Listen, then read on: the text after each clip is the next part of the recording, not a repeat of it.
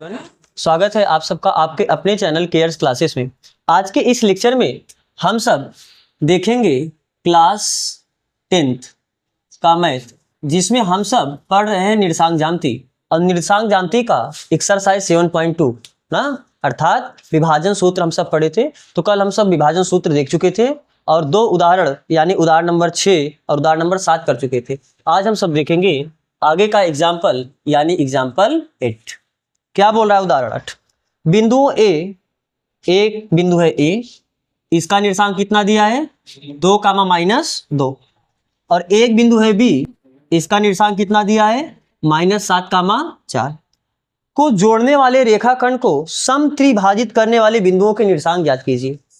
आपको ऐसे बिंदु के निर्देशांक चाहिए जो इन दोनों बिंदुओं को मिलाने वाली रेखा को क्या करे, समत्रिभाजित। समत्रिभाजित मतलब समान, त्रि मतलब 3, विभाजित मतलब बांट दे। तो जो इसे समान 3 भागों में बांट दे। तो मान लो कि तो कितने 3 बिंदु होंगे, केवल 2 बिंदु होंगे। 2 बिंदु इन्हें 3 भागों में बांट देंगे। कैसे? देखो, एक बिंदु मान लो इधर है और एक बिंदु मान लो इधर है, तो 3 भाग हो गया कि नहीं हो गया? तो बात समझ में आ रहा है? अर्थात केवल 2 बिंदु होंगे जो इन्हें 3 बराबर भागों में बांट सकते हैं। तो आपको उन्हीं दोनों बिंदुओं को क्या बताने हैं, निर्देशांक बताने हैं। आप मान लो इस बिंदु को एक तो मान लो पी और दूसरे बिंदु को क्या मान लो आप, क्यू, बराबर। तो आप लिखो पहले, माना बिंदुओं ए और बी को समत्रिभाजित करने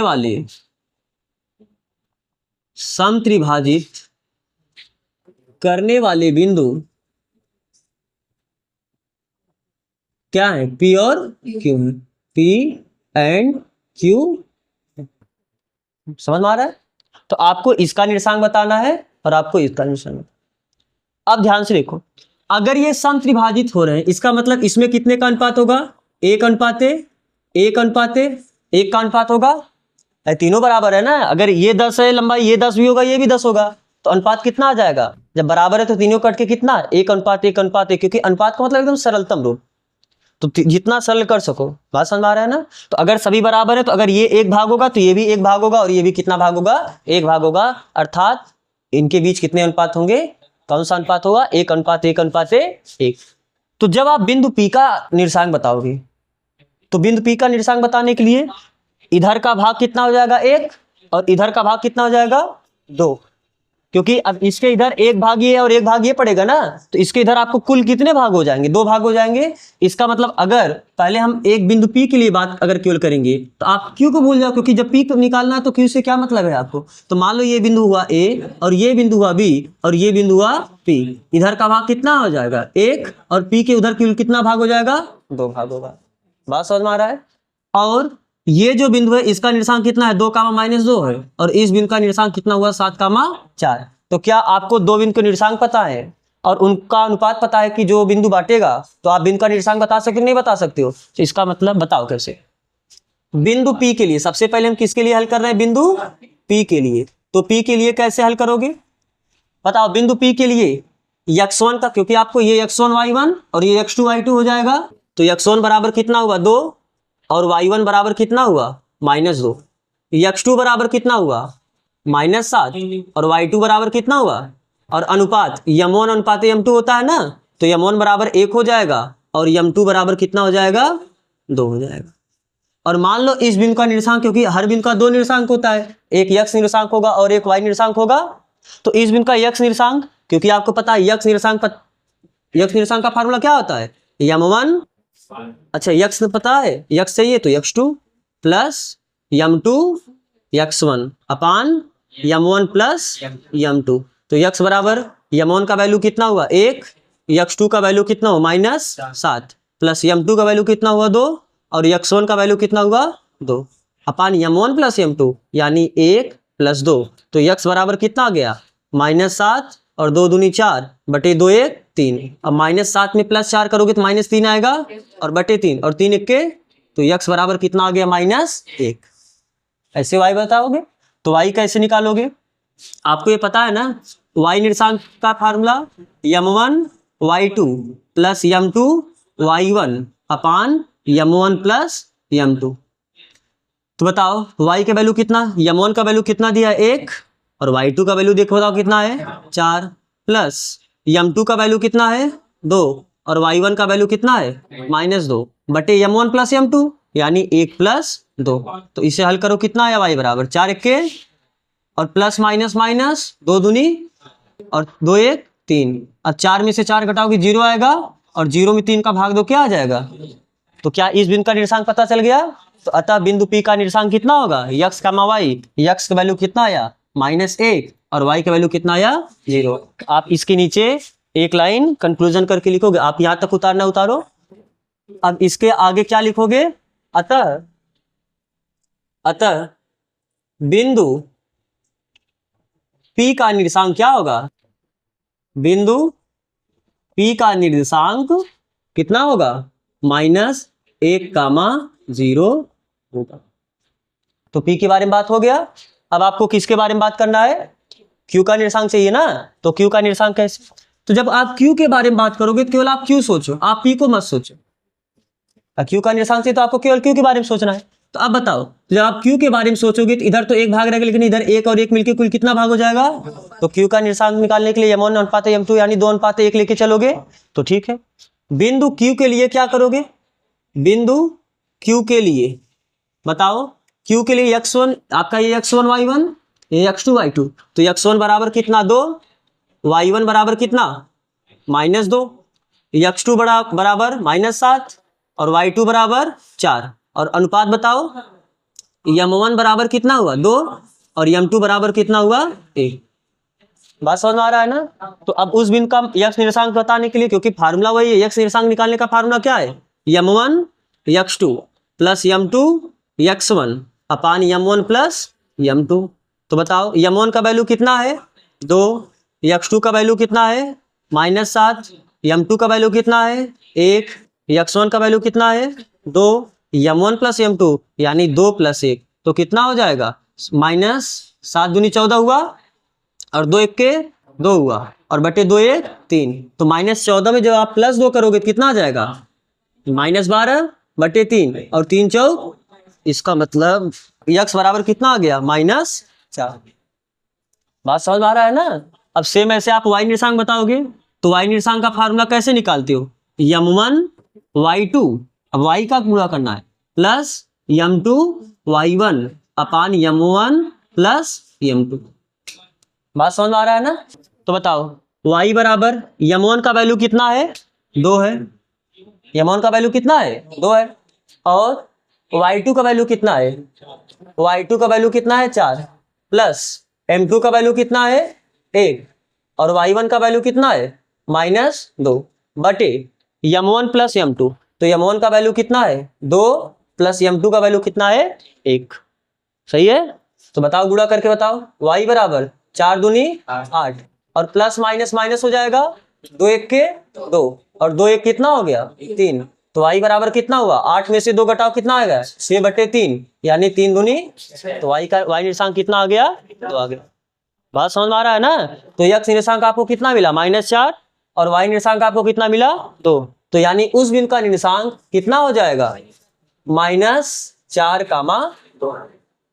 ठीक है। तो आप कंक्लूजन क्या लिखोगे, अतः बिंदु Q का निर्देशांक, अतः बिंदु उसके जस्ट आप नीचे लिखोगे ना, इसके नीचे, अतः बिंदु Q का निर्देशांक कितना होगा -4, 2।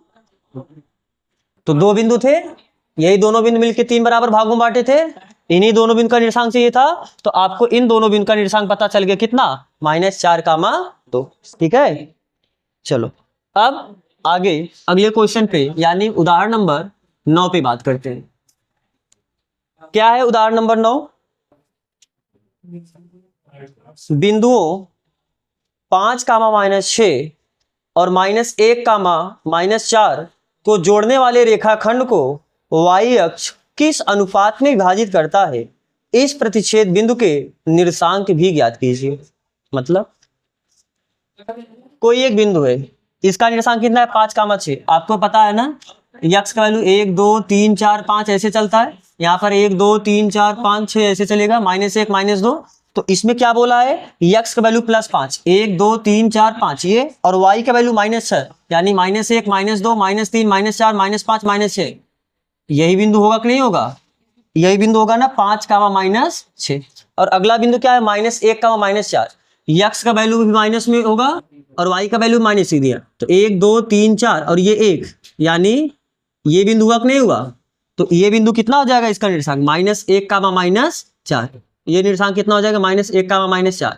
तो जब आप इन दोनों बिंदुओं को जोड़ोगे तो क्या y अक्ष इसे काटा कि नहीं काटा, अरे यही तो है y अक्ष ना। तो इन दोनों बिंदुओं को जोड़ने वाली रेखा को y अक्ष काटा कि नहीं काटा, तो ये किस अनुपात में काटा, आपको यही अनुपात पूछा है। और साथ में ये जिस बिंदु पर काटा इस बिंदु का कुछ ना कुछ निर्देशांक होगा कि नहीं होगा, इस बिंदु का निर्देशांक भी पूछा है। आप मान लो कि ये जो बिंदु, चलो इस बिंदु को आप A कह दो और इस बिंदु को आप B कह दो, और जो काटा उस बिंदु को आप क्या बोल दो, P बोल दो। तो इस बिंदु का निर्देशांक कितना होगा, इस बिंदु P का निर्देशांक कितना होगा, आपको पता है। अगर कोई बिंदु y एक्सिस पे है उसका x निर्देशांक कितना होता है, 0। हमें इसका y निर्देशांक नहीं पता है, y पता ना हो सके 1 2 3 4 5 पढ़े, थोड़ा फिगर भी कम ज्यादा अपने हिसाब से हो सकता है, 5 दशमलव कुछ पड़ जाए, 6 हो जाए, लेकिन ये फिक्स है अगर यह बिंदु y एक्सिस पर है तो y एक्सिस पर x निर्देशांक कितना होता है, 0। तो अगर इस बिंदु का निर्देशांक लिखना होगा अपने मन से तो क्या लिखोगे, सबसे पहले x निर्देशांक लिखते हो, तो x तो 0 है और y के वैल्यू कितना है नहीं पता है, अपने मन से कुछ मान लो, A B C D P कुछ मान सकते हो। तो आप लिखो पहले इसे, माना बिंदु P, सॉरी आपने इस बिंदु को A माना है, A -1 का -4 तथा B 5 का -6 को y अक्ष, और y अक्ष पे वो जो बिंदु है उस बिंदु को हमने क्या माना है, y अक्ष, कोष्टक में जो बिंदु P है उस बिंदु का निर्देशांक 0, B किस अनुपात में विभाजित करता है। आपको अनुपात पूछा है ना, किस अनुपात में विभाजित करेगा, अभी तक आपको अनुपात देता था, अब की बार आपसे अनुपात पूछा है। तो अगर आपको अनुपात पूछा नहीं पता है तो आप अपने मन से अनुपात मान लो, m1 अनुपाते m2 में, बात समझ में आ रहा है ना। तो मान लो 0, B किस अनुपात में विभाजित करता है, m1 अनुपाते m2 में विभाजित करता है, ठीक है। तो ये जो इधर का भाग हुआ मान लो m1 हुआ और इधर का भाग आपका कितना हो गया, m2 हो गया, ठीक है। कैसे इस बिंदु का, पहली बात तो आपको अनुपात चाहिए। अब देखो अगर जब बिंदु दे दे तो अनुपात निकालना आपके लिए आसान हो जाता है, लेकिन यहाँ पर बिंदु भी तो नहीं दिया है, एक बिंदु दिया है, इस बिंदु का एक निर्देशांक दिया है x वाला निर्देशांक, आपको y वाला निर्देशांक नहीं पता है ना, लेकिन x वाला निर्देशांक तो पता है कि नहीं पता है, तो वहां से आप जा सकते हो। तो आप बताओ, चूंकि आपको पता है x बराबर क्या होता है, या पहले आप x1 x2 ये सब लिख दो, आप ये पहला बिंदु है दूसरा बिंदु है, तो x1 बराबर कितना हुआ -1 और x2 बराबर कितना हुआ 5, y1 बराबर कितना हुआ -4 और y2 बराबर कितना हो गया -6, और अनुपात तो आपने m1 अनुपात m2 माना ही है ना। तो आपको ये जो x का निर्देशांक दिया है, अरे उस बिंदु का निर्देशांक निकालते हो ना, तो जो बिंदु का निर्देशांक होता है उसको x, y लिखते हो, आपको x निर्देशांक पता है, तो आपको पता है क्या, x बराबर 0, x निर्देशांक ही तो 0 है ना। तो बताओ, तो चूंकि x बराबर क्या होता है, m1 x2 plus m2 x1 अपान m1 प्लस m2, तो x बराबर कितना रख सकते हो 0, m1 नहीं पता, m1 रहने दो, और x2 कितना, x2 बराबर कितना 5, x2 बराबर 5, m2 नहीं पता तो m2 ही रहने दो, और x1 की जगह कितना दिया है -1 बटे m1 नहीं पता तो इसको आप वैसे रहने दो। बात समझ आ रहा है ना ये चीज। और अब ये भाग है, इधर जाके पक्षांतर कर सकते हो, गुणा हो जाएगा, तो जब 0 में किसी भी नंबर का गुणा करोगे तो 0 ही आ जाएगा, तो जब आप इधर ले जाके गुणा करोगे तो कितना हो जाएगा 0, और 5 का गुणा करो कितना हो जाएगा 5m1 और प्लस माइनस और m2 में 1 का गुणा करो कितना आ जाएगा m2। तो क्या आप इसको ऐसे लिख सकते हो, -m2 इधर आके क्या हो जाएगा m2 और इधर क्या बचेगा 5m1, m1 ये होगा ना। आपको चाहिए क्या, m1 बटे m2, अरे m1 अनुपाते m2 चाहिए ना, अनुपात मतलब बटे में, तो m1 बटे m2 कैसे करोगे, इसके सामने कोई नंबर है नहीं है तो क्या है 1, m2 को आप इधर लेके जाओ, 5 को आप इधर लेके चले आओ, तो ये इधर एक था ही, ये 5 गुणा इधर आके क्या हो जाएगा, भाग हो जाएगा। और इधर तो आपका यम वन था, यम टू को हम इधर ले जा रहे हैं, तो ये क्या हो जाएगा, बटे।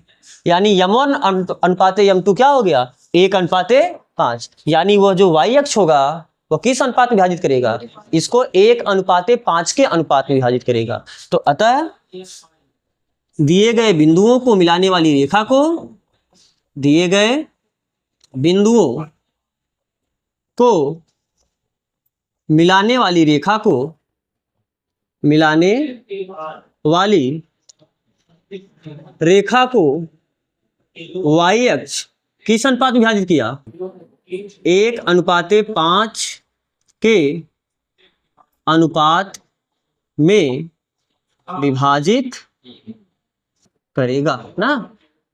क्या करिए, जो भी लिख दो आप। तो अब इसके आगे आप कैसे करोगे, देखो आपसे क्या, इसके आगे आपसे क्या पूछा है कि इस बिंदु का निर्देशांक भी पूछा है। इस बिंदु का निर्देशांक तो आपको पता है, केवल x निर्देशांक पता है, तो y निर्देशांक आपको नहीं पता है, तो y निर्देशांक आपको निकालना पड़ेगा। तो कैसे निकालोगे y निर्देशांक, बताओ y निर्देशांक कैसे निकालोगे। आपको ये पता है ना, चूंकि y बराबर क्या होता है, m1 y2 plus m2 y1 अपान m1 प्लस m2, यही होता है ना फार्मूला। तो बताओ क्या m1 का वैल्यू, अब y आपको निकालना है, y को आपने क्या माना है, y निर्देशांक को b माना है। इसका मतलब जहां y है आप b भी तो रख सकते हो, बोलो m1। अब तो अनुपात आपको मिल गया ना, कितना अनुपात आया था, 1:5, अर्थात इधर का अनुपात 1 था, इधर का अनुपात 5। तो m1 का वैल्यू कितना मिला, 1। y2 का वैल्यू यही है -6 प्लस m2 का वैल्यू कितना है 5 और y1 का वैल्यू कितना है -4 बटे m1 प्लस m2 अर्थात 1 प्लस 5, यही है ना। तो बताओ कितना हो जाएगा, 6 दूनी 12 और प्लस माइनस 5 चौके 20 बटे 5 1 6, तो कितना हो गया, 2 और 2 1 3 -32 बटे 6। आप इसे सरल भी कर सकते हो 2 से, तो 2 से काटोगे -16 दूना और 2 तिहाई 6, तो -16 बटे 3। तो उस बिंदु का निर्देशांक कितना हो जाएगा, x वाला तो पता है, y निर्देशांक भी आपको -16 बटे 3 मिला, तो आप लिखोगे क्या, अतः उस बिंदु का निर्देशांक, उस बिंदु का निर्देशांक कितना होगा, उस बिंदु का निर्देशांक 0, -16 बटे 3 होगा। समझ में आ रहा है बात। तो एक लास्ट एग्जांपल है, देख लो, छोटा सा है। यदि बिंदु ए बी सी डी एक समांतर चतुर्भुज के शीर्ष इसी क्रम में हो तो P का मान ज्ञात कीजिए।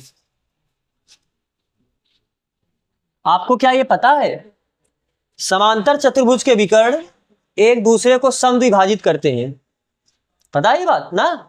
ध्यान से देखना, अगर कोई चतुर्भुज समांतर चतुर्भुज है, जैसे अगर ये समांतर चतुर्भुज है, इसके 2 विकर्ण होंगे ना, तो ये विकर्ण जहां एक दूसरे को कट कर रहे होंगे तो वो एक दूसरे को समद्विभाजित कर रहे होंगे। इसका मतलब जितना भाग इधर होगा उतना ही भाग इधर होगा, और जितना भाग इधर होगा उतना ही भाग इधर होगा। बात समझ में आ रहा है ना। तो आप ये बात याद रखो, समांतर चतुर्भुज के विकर्ण एक दूसरे को क्या करते हैं, समद्विभाजित करते हैं। तो आपको समांतर चतुर्भुज कितने बिंदुओं से मिलकर बने होंगे, 4 बिंदुओं से मिलकर बने होंगे। तो मान लो ये बिंदु आपका है पहला ए, ये बिंदु है बी, ये बिंदु है सी और ये बिंदु है डी। तो ए का निर्देशांक कितना दिया है, 6,1। बी का निर्देशांक कितना दिया है, 8,2। सी का निर्देशांक कितना दिया है, 9,4 और डी का निर्देशांक कितना दिया है, P,8। यही है। आपसे क्या पूछा है, तो P का मान बताना।